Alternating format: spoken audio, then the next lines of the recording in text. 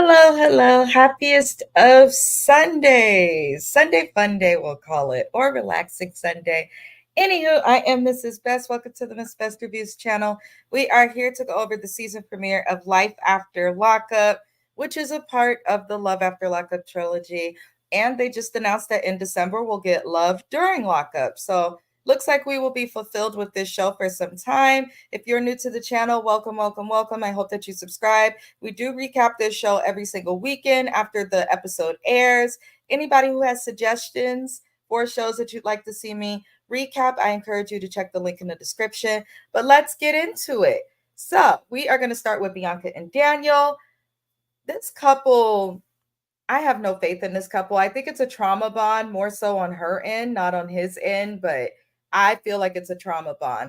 We met Bianca in Love After Lockup for some reason, even though Daniel was locked up all of the episode. I feel like she could have gone on Love During Lockup and then came to Love After Lockup and then put them on Life After Lockup because I thought Life After Lockup was for the couples who have like been in it for a while, the person's been out for a second, so we can see those next moments, not when they're just getting out. That would be the after lockup. But production is doing what production wants to do, and I guess we have no choice but to accept that. So Daniel is fresh out, and we're reminded of how they met, which is because Bianca was in an accident due to her friend driving her home while drunk. She almost died. She has this big scar on her neck that I think she's a little insecure about. And she seeked out Daniel by looking into a prison pen pal website because she was interested in talking to someone who's had a DUI and struggles with alcoholism so that she can understand their perspective. Odd, but now they are dating. Whatever floats her boat, I suggest. But to me, it gives trauma bond. And I don't give a damn what nobody says about that. It gives trauma bond.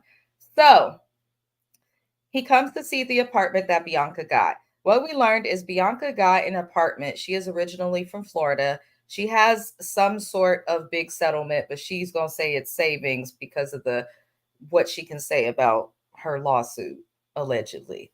But she was able to afford to get an apartment, pay for the rent for up to 4 months with the lease. She also got the apartment fully furnished. So Daniel's finally getting to see this apartment and he's extremely anxious.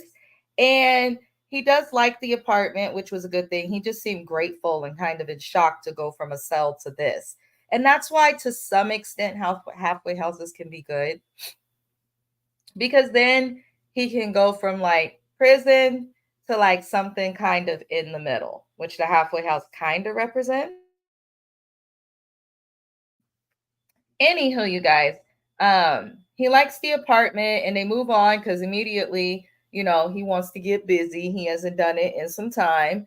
And she's like, I just hope that he can last so that I can finish. She gives me extremely immature and extremely selfish. So, first, you go seek out an alcoholic, knowing that you're someone who likes to drink, likes to come home drunk every now and again, whatever the hell, no problem with that. But you seeked out an alcoholic, understanding his struggle to understand. And first, you're not willing to stop drinking. Now, you know that this man has not had sex in almost a decade, and you're expecting him to last long enough so that you can finish.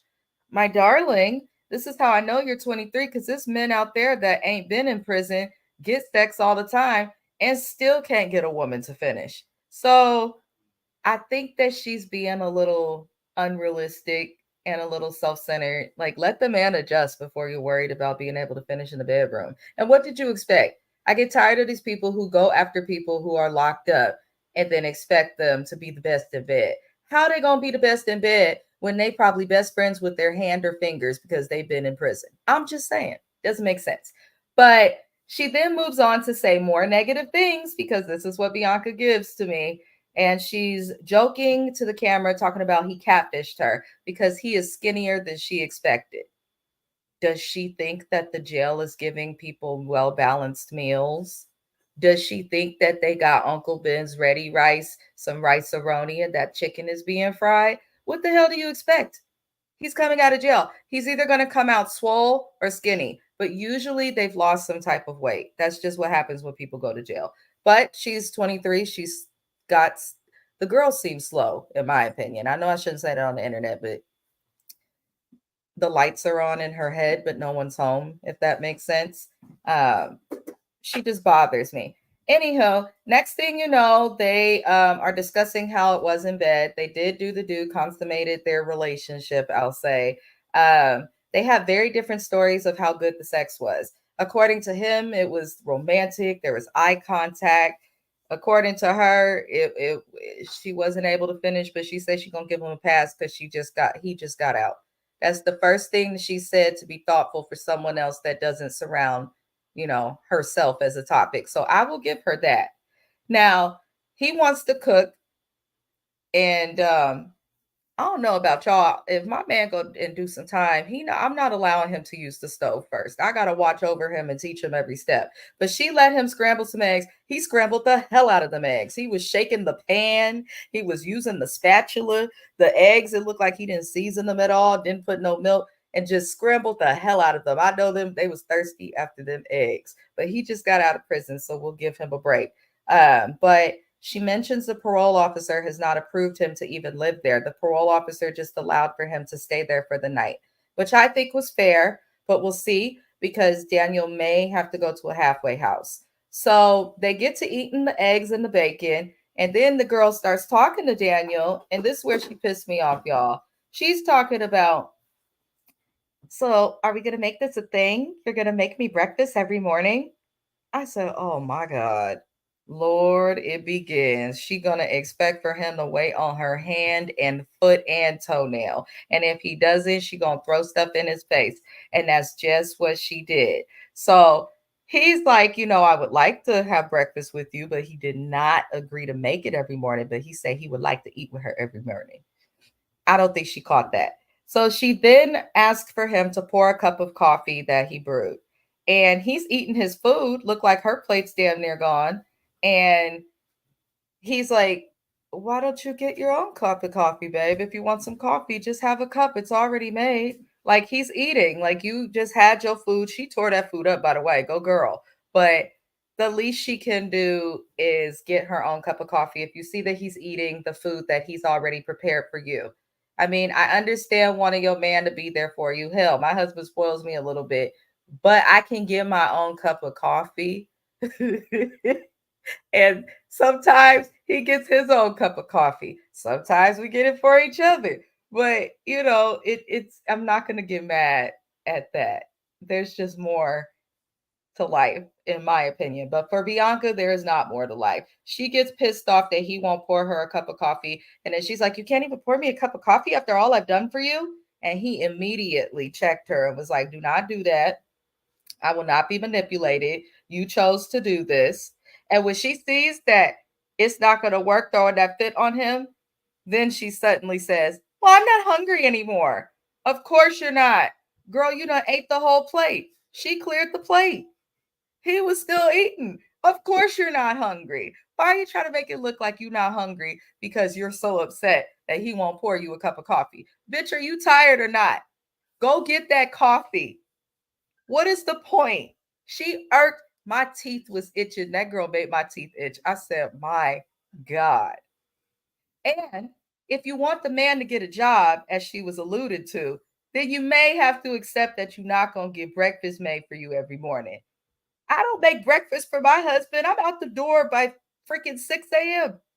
I'm not making him breakfast, and he's not making me breakfast. We're going to work. Sometimes you don't have time to do that. So I just felt like she was being unrealistic. And honestly, I'm going to sound like my good friend James, who I co host shows with. That's what's wrong with a lot of you women. That's why a lot of y'all can't find a man to stay with you, can't find one to be faithful, can't find one that'll want to marry you, or you ended up divorced. Like, give and take, give and take, but nobody should be worshiping your toes. That's just my opinion. If y'all feel differently, let me know. I would love to hear. Be sure to like the video. Shout out to the replay gang. We're going to move on to the next couple, Zaria and Troy.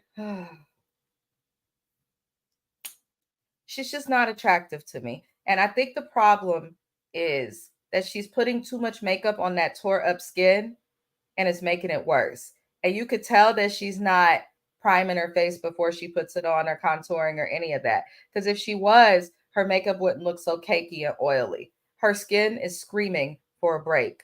It's okay. People have acne. People are imperfect. Like, you don't have to do this to yourself. You don't. I am so glad to see that she got rid of that tired ass beauty supply ponytail. I am so glad to see she got rid of that and has got some just regular braids in.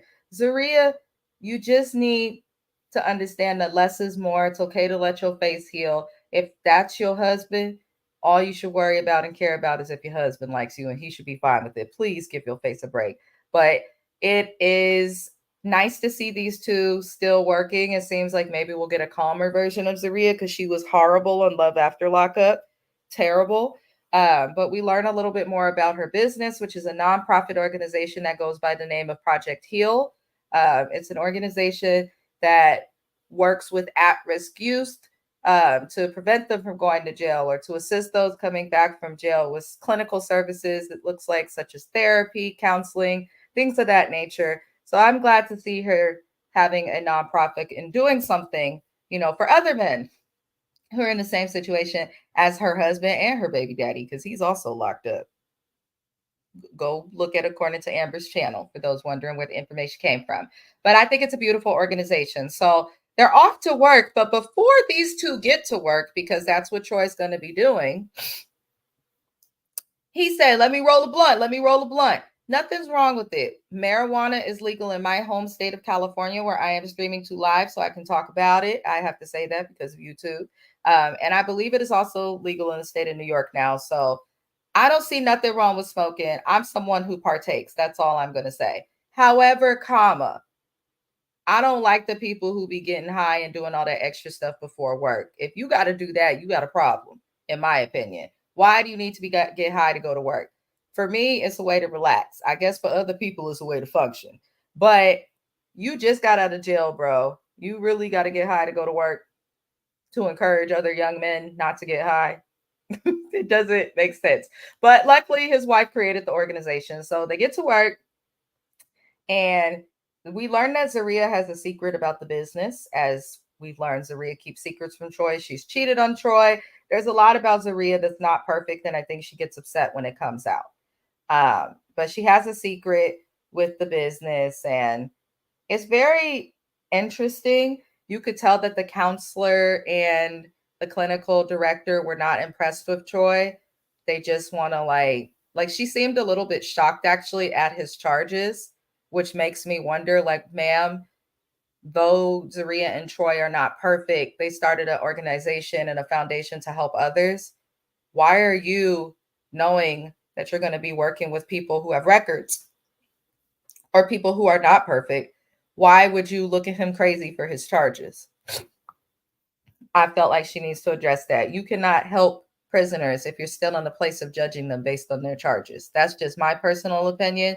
You have to be able to remove that personal bias, but it looked like the lady was a little like, And the counselor doesn't feel like Troy will be able to do the job, which is, the counselor was a little more fair. He doesn't have experience with certain things. Troy tries to make it seem like being in the streets is kind of like business, which to a certain extent it is, but then it's also very different, you know, in terms of how you conduct yourself, in terms of the processes and steps that you may go through. So I get what Troy is saying, but also I want him to open his ears and listen and be receptive. And I want that counselor and that clinical director to be less judgmental and give homeboy a chance. That's what I'll say. Now, we get back to the house, and Zaria has on this mask. And do y'all know that my husband said that she looked like a football player now? He was just like, everything is wrong. But you know what? That's his opinion. But I thought that was funny as hell, because she did, with the mask and the little collagen little stickers people be putting under the eyes. Do what she got to do. She even had makeup on while giving her face like some sort of cleanse. It's, you could just tell she's doing everything she can to not show her face on TV. We would rather look at your pimples than look at you try to cover them up with things. Please, you're making us pay more attention to it, Zaria. Now, moving on, Zaria shows Troy a text or an email, something on her phone related to the job in a nonprofit organization that they have. The rent has not been paid at the location that they do business at for May or June. She tells Troy that they have no funding. I work for a nonprofit organization as a social worker, so I understand the struggle with funding. We have meetings. They just said in a meeting last week, we have no money. So refer your clients elsewhere for this service, and I'm just like, oh. So I understand like this is a thing that does happen with nonprofits. They are a nonprofit. So most of what they do is based on funding and or donations usually. Now, she shows us to Troy. He had no idea. I guess this business is in his name as well because they are married. And she has told him that not only can they not pay the rents of their business locations, she also cannot afford to pay the rent of where they're currently living. He feels disrespected because and he says, not only did she cheat on me last year, but now she has lied to me about the rent and our funds, which is a big deal. And Zaria makes a point. She's like, it's a nonprofit. This is how we get by. This is what happens. But to Troy's defense, baby girl, you can't pay the business rent or your personal rent. And you didn't tell him. At least tell him about the personal rent because he got to live there. Zaria has a trouble with accountability and she really needs to work on it and see a dermatologist. Now, he gets upset and walks off again, but he doesn't go for a 6 mile walk this time like he did on Love After Lockup. She tried to stop him from leaving because he's talking like he's finna go back to the streets, and she has a fear that he gonna break the law. But I legitimately hollered when he walked out the house mad, and she's in a panic talking to the camera. He's walked out the house talking about he's gonna go to the streets to figure it out, and he's dressed in all black with a pink do rag and an ankle monitor. I was hollering because he did walk out in all black with an ankle monitor on and some Jordans with a pink do rag. Talk about I'm gonna figure it out. I'm gonna figure it out. How? How, Sway? You've been out of jail for a little over a month. What are you gonna figure out? You don't have a real job because you're working for your wife. Now, if she really cared, she would be pushing that man to hop on Indeed, Glassdoor, Zip Recruiter, hop on the internet and start looking for actual jobs that he could work in addition to the nonprofit. Because it's giving y'all are unemployed, but work for a nonprofit and trying to make that your income. But if you have a nonprofit and you are the owner of it, you need to be working with other agencies and all types of things, your city, so that you can actually do something to help. Otherwise, you're always going to end up in this situation.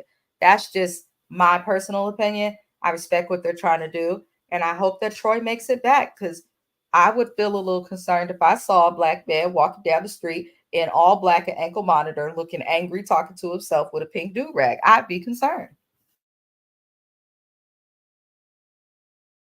Apologies, y'all. My husband stepped out. Uh, we're gonna move on to the next couple, which is Teeny and Rob. Again, like the video if you haven't already. Thousands of appreciations to all of you for it. So it looks like they spent some time in Miami. He saw the ocean. They've moved. They've got a new house. They are a weird couple.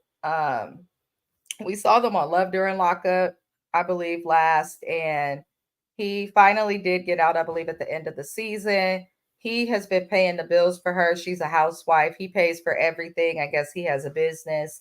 And he is the one who used to watch her from the jail on his phone that counts as contraband, watching her through the cameras, talking to the kids through the cameras, which I felt like was an invasion of privacy. Because why do you need those cameras there? How are you going to protect us from jail if somebody break in?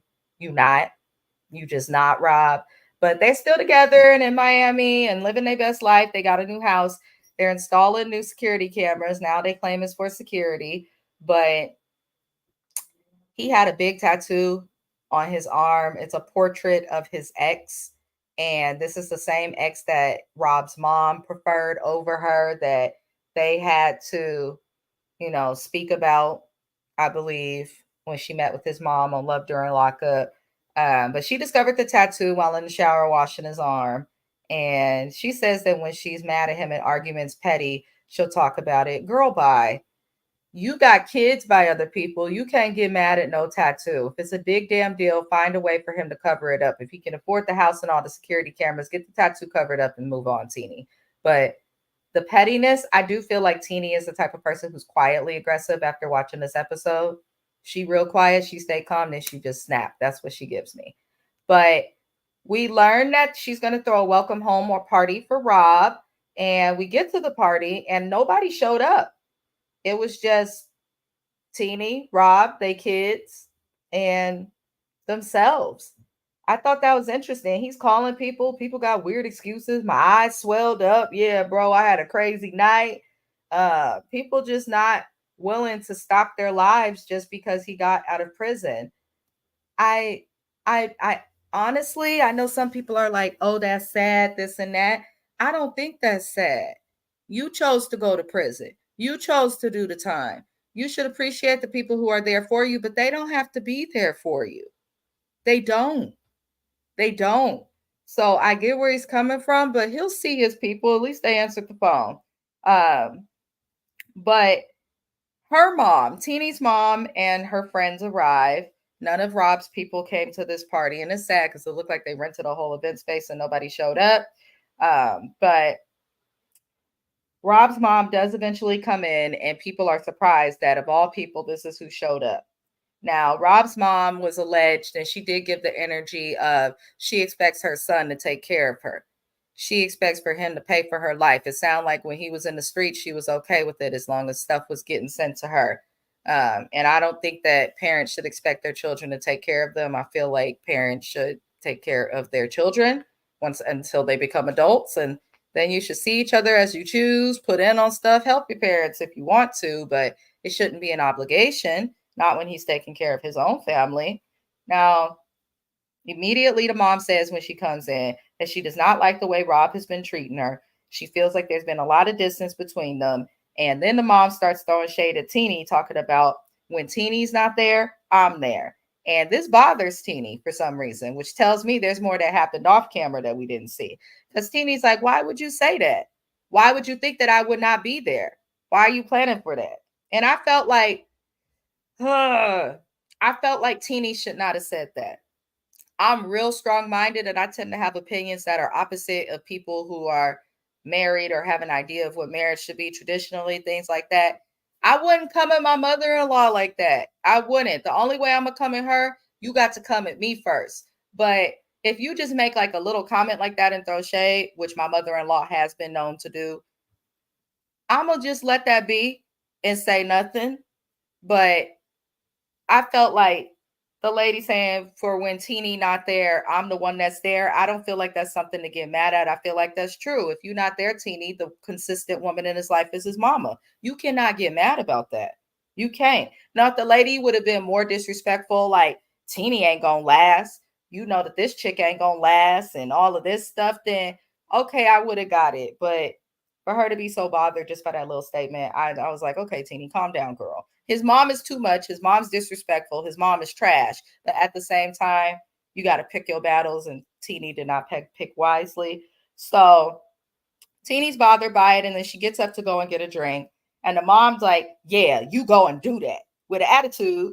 And Teeny and her, she's like, why do you have a problem with me? And the mom gets up and starts hollering like crazy.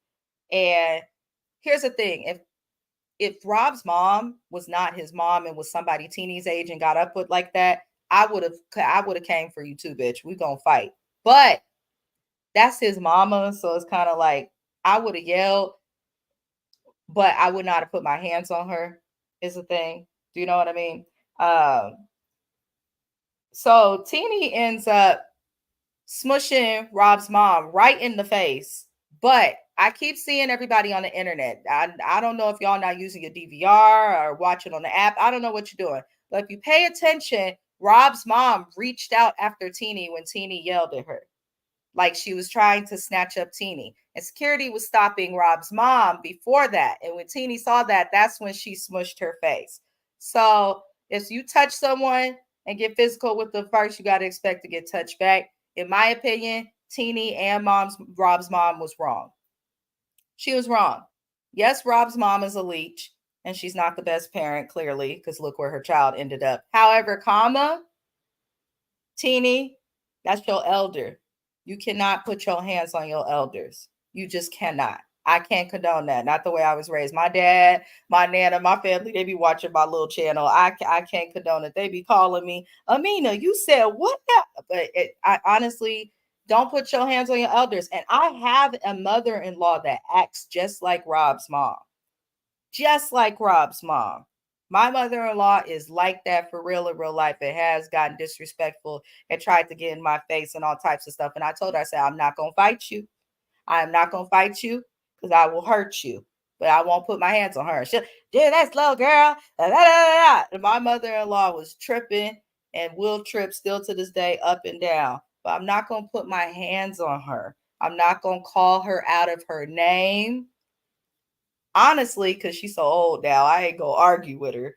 But I think Teeny needs to learn how to find other ways to communicate. I mean, they done knocked Rob over fighting. How you knock your husband over trying to fight his mama? That's just ghetto. I'm sorry. That's just ghetto. This is supposed to be his welcome home party. He's already feeling down. So I felt like she could have kept her cool. But we will see more of what happened with them two next week. But a full fight broke out. They done fell over. He done fell into his mama. And Teeny was getting ready to look like she was going to give her the 1-2s. Bow, bow. It looked like she was really about to fight. And that's the part that concerns me, and the kids was there. So hot mess express for this family, y'all. Comment your opinions if you feel differently, if you feel the same. Even when we're no longer live, I'm very responsive to all who participate, watch. I appreciate every single person. We're gonna move on to Justine's dumbass and Michael. Justine is really sweet. I love that her and Michael worked out. I really do. Um, but she's not she's not smart all the time. She do just ditzy stuff. But Justine is sweet, and I could tell she cared for Michael. So they finally are in Vegas. The family's blended. Everything's going well, and she's pregnant again. And she tried to make a joke like, we did not plan this. And he's like, yes, you did. And I agree with him. If he ain't used no condom and she ain't had no form of birth control, guess what? You both planned it. Because what do you think happens when you don't? I swear, people get to 40 and don't understand this. Just make no sense. People think because they kept the kids alive and got the ones that they could just keep making them. He has 4 kids without her. She has 3 kids without him. 4 and 3 is 7. They had another baby, Manhattan Barbie. That baby makes baby number 8. Now she's pregnant with baby number 9. And he say he got a job with a company, not even he got a regular job like the rest of us, okay? He got a regular job like the rest of us. Because the job market in Vegas, if you ain't got your own business, aren't in healthcare, mental health, nursing, things like that, there's really not many options out there unless you're going to go work in the casino, pest control, handyman, stuff like that. So you got to really, if you move to Vegas, move there with a trade or a career. That's just a fact. Google it if y'all don't believe me. But I am glad to see everybody together. She's pregnant again, but this is a risky pregnancy. So Justine is one of these women who unfortunately has to have a C-section, which is the correct name, cesarean. And that is when they do the surgical procedure to cut the baby out of you versus the woman naturally pushing the baby out. Not every woman is able to push their child out naturally, and nothing is wrong with that whatsoever as long as the child gets here healthy. But when you have C-sections, you can only have so many because they are a risk or can cause you to become high risk in pregnancy. And it looks like that is the situation with Justine. Um, it's so risky that the doctors are recommending to her on camera, tie your tubes or he needs to get a vasectomy. You cannot get pregnant again. And Justine's dumbass gonna say, I didn't think about this before getting pregnant. I didn't think about my health. They tell you once you've had a number of cesareans. I know this for a fact from friends, from family members, people I've met in church, all types of things. They tell you after you've had so many, the more you have, the higher the risk. And she's 36. She also is like, and I'm 36. So, honey, once you're 34 plus, I believe you're considered a geriatric pregnancy. So Justine just was not thinking, and that's okay. She's in love. She got her baby. She's got a beautiful blended family. So she's probably like, I just want to have another baby so that the child we have together can have a sibling that they have together. You know, she's just an airhead. She one of the women who just gets in love and just wants it all to fall into place perfectly. But she don't mean no harm, and I do think she's a good mom. I really do.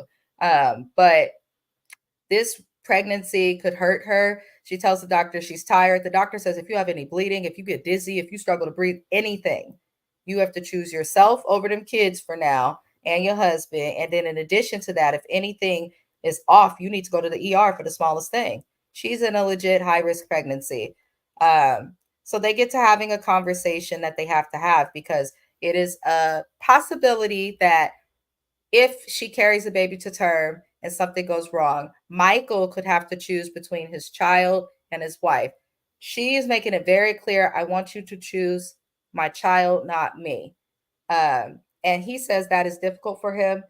I'm kind of on his side. I'm someone who's been told that if I get pregnant, it's extremely high risk, unfortunately. So I'm more so like, okay, I'm gonna just adopt or do surrogacy if I ever decide to become a parent. But I've had those words told to me by a doctor. It is devastating. But my husband was very honest and he told me, I'm choosing you. So I was like, yeah, we gonna have to look into surrogacy or adoption because I wouldn't want to be chosen. So I understand where she's coming from as a mom. You want your child to live, but where he's coming from, he cares. And he's probably also thinking about the other kids, how they would feel. So I think you're in a very interesting situation. But this couple, I did recaps back when we first met them. I've always kind of sensed once meeting Michael that he actually is genuine and cares. And I think she's genuine.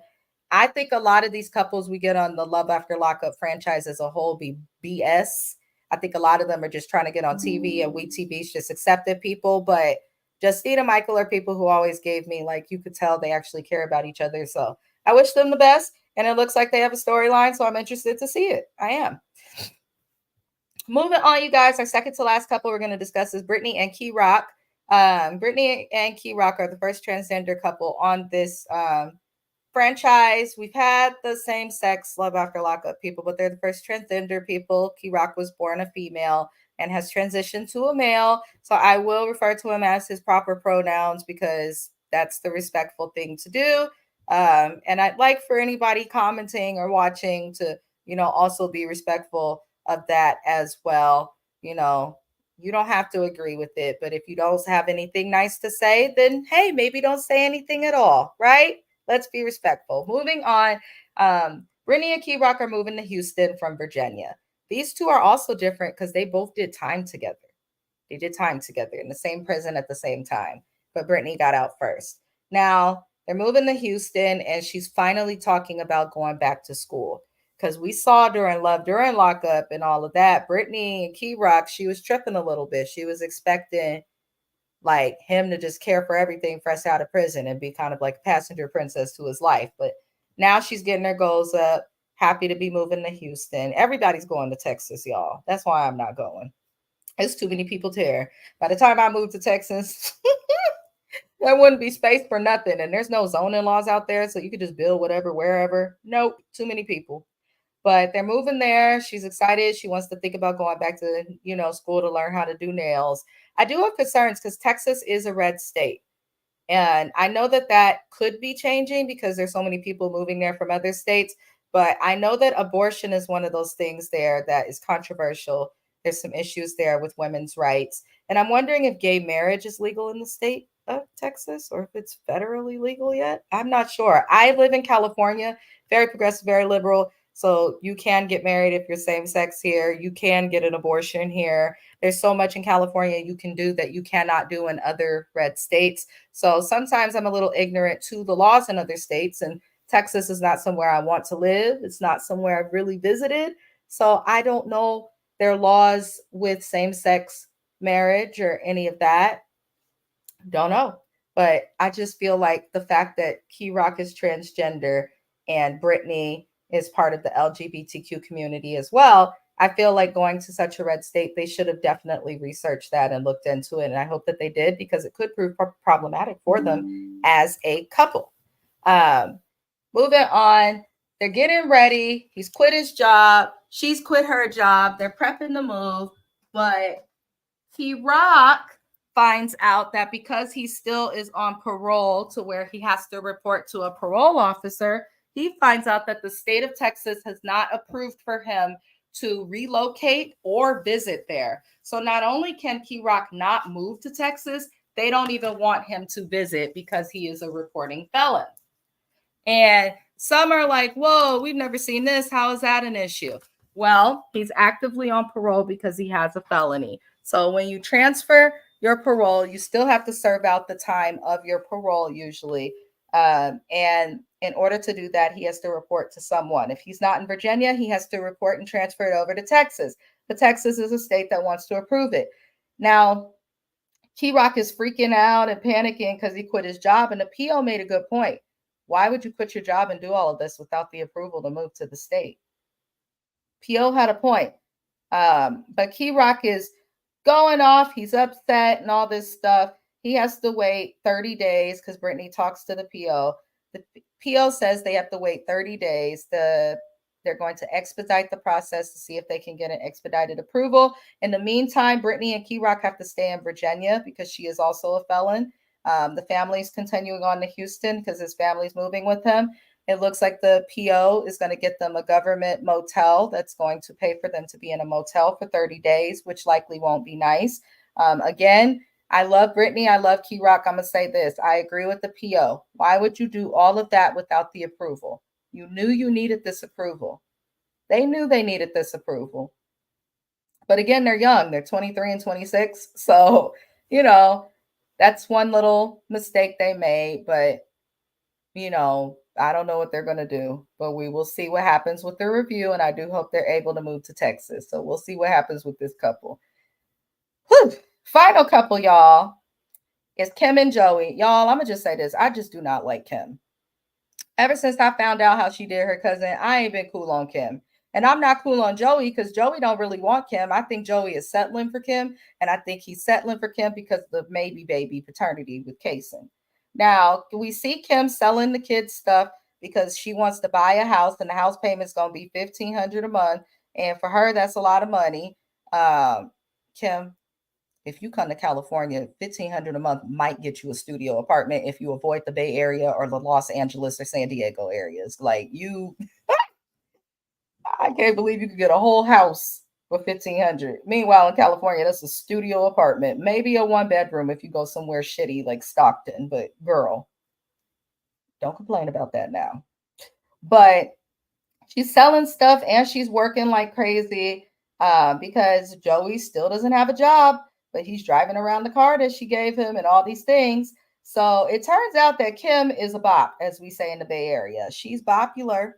Probably showing my age there. That's from early hyphy era, but she liked to sleep around. I think thought is the term they use now. She was just sleeping around with all these different men at the same time around the time that she got pregnant with her son. She could have really been on an episode of Maury. I'm just saying. But it's a little concerning. Joey wants to do a DNA test on Kim's oldest son, Kason, because he was one of the men sleeping with her around the time that she got pregnant with Kason. I don't know. Kim is dumb. When she's asked about it, she just says ignorance is bliss, which I thought was the most irresponsible thing that you could say. You are doing your ex-husband wrong, Joey wrong, and your son wrong by not allowing him to know who his actual father is. That could also make your divorce easier, Dodo Brain. So definitely think she needs to figure that out. They tell the little boy that they're doing a COVID test and swab him. And, we see them take the test in and mail it off. I have a lot wrong with this couple in my mind. I want to see Joey looking for a job harder. I want to see Kim actively trying to figure out who the baby daddy is. I want to see her apologizing to her cousins, sitting down with everybody and making it right. They're not even addressing the whistle between the cousin. I just felt like there was so much more that could have been discussed with them, but it is only the season premiere. So I'm like, you never know. They may say more at a later time, but I just really wanted more from them. But this DNA stuff, that's just ghetto. Girlfriend, what are you doing? You must have just wanted to have a baby or something, because why were you sleeping with so many men raw doggy? Ain't nothing wrong with being promiscuous. You could sleep with 10 niggas in a day. I don't care. Use a condom. Wrap it up. And if you're not going to use a condom, then I hope that you get tested regularly. And at the very least, there's Depo-Provera, there's the Nexaplanon, There is the IUD, the IED. You got all sorts of options. The pill, like you had to have just wanted a baby and was hoping somebody would just shoot that golden one up into your uterus and fallopian tube. You just had to hope. But that's pretty much all that happened, you guys, with the CISA premiere. It looks like we did not get Melissa and Louie on this episode. We got Justine and Michael, Zaria and Troy, Bianca and Daniel, Teeny and Rob, Brittany and Key Rock, Kim and Joey. But we have not discussed Melissa and Louie. I'm sure that will give us a headache. I did not like Melissa, but I think Louie is a gem and I love his mama. She crazy as hell and I love it. But I appreciate everybody for tuning into the recap. I will be live again today on my channel. We'll be having a music review. If there's an unsigned independent artist that you know, share their song. I will play it on the music review. If you're an artist, share your music. I will also be live on the Watch Your Mouth Reviews channel, which belongs to my co-host and good friend James. We're going to be going over Love and Marriage Detroit there. And tomorrow, I am adding a show to the lineup. I will be recapping the premiere of the show Queen's Court. So be sure to tune in for that. Again, I really appreciate all of you. I hope you have a beautiful day, evening, weekend, happy Sunday. And I will see y'all again on the next live. Adios.